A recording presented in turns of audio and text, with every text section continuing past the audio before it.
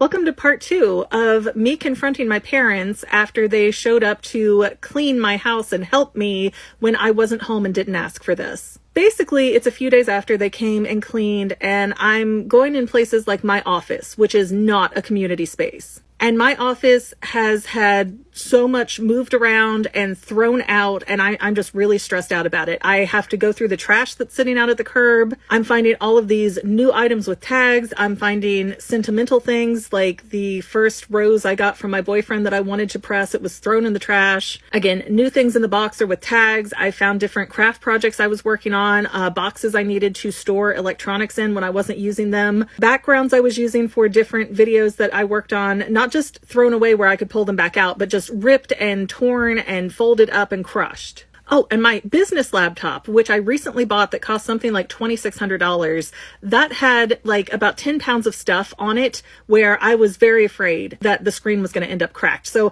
I was not happy, and I finally sent both of my parents a text saying that I didn't appreciate all the stuff I was finding in the trash can and how messed up my office was when nobody had any business going in there. And they're all pointing the finger at the other one. Oh, it wasn't me. It wasn't me. It must have been your son. My son's like, it must have been them. Everybody's playing this game, and I'm fed up.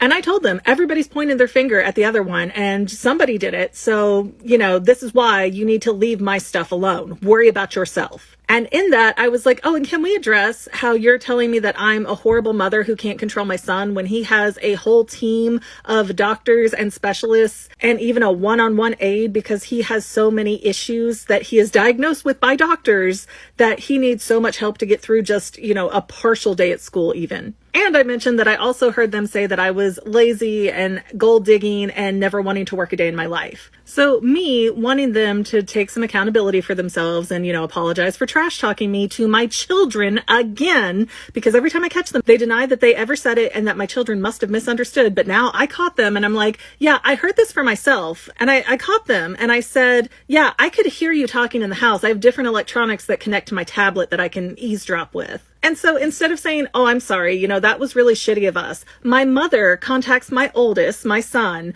and goes, you need to be careful because your mother has the house bugged. And she manipulates him into such a frenzy that he does this to his room that was previously pristine. Yeah, take a minute to take all of this in because it is absolutely ridiculous. He was tearing everything off the walls, everything off the shelves, taking off the light fixtures. He was punching through clocks looking for a bug that didn't exist because my parents were standing next to a ring talking badly about me and don't understand how technology works. And my son in his frenzied up state even ends up posting this horrible thing on Facebook about me. And so I come home after taking my younger two kids to scouts. I see this. I'm furious. I go downstairs. I'm yelling. He won't open his door. I'm actually getting tools and a hammer and just like taking the bolts out of the hinges of his door to get in there to yell at him and make him like, you're not going to escape from this. You're going to actually be accountable and deal with this, son. And, I channeled my boyfriend. Like I got all the bolts out of the door and then I'm like, do I really want to be the person that rips this off? Is this going to make anything better? Or am I just adding fuel to the fire? And eventually I calmly got him to open the door. He was in there sobbing after, spending 2 or 3 hours trying to clean up this mess. Things started to calm down. We were talking. I don't know that anything really got resolved, but at least we talked some of it out.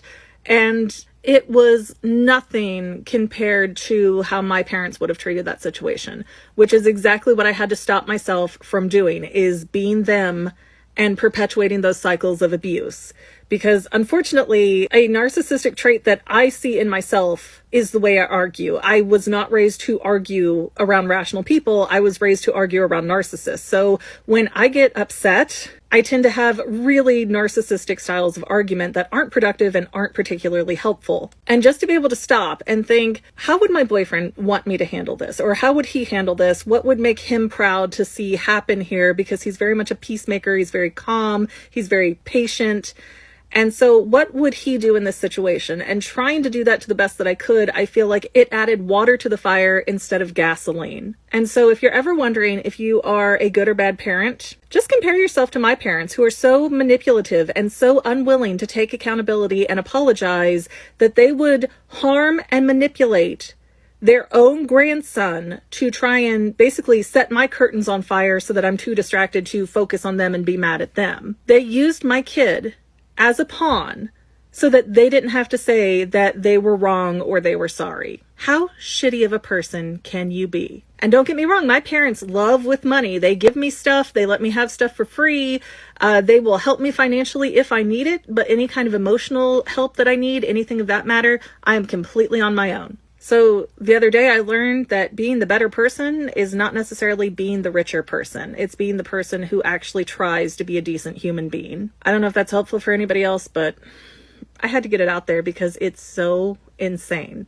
They manipulated my kid into destroying his perfectly pristine, recently cleaned up room because saying your mother's hiding bugs in the house to spy on you was easier and better and made sense in their heads over telling their own daughter, we were not nice to you, we were not kind, and we're sorry about that.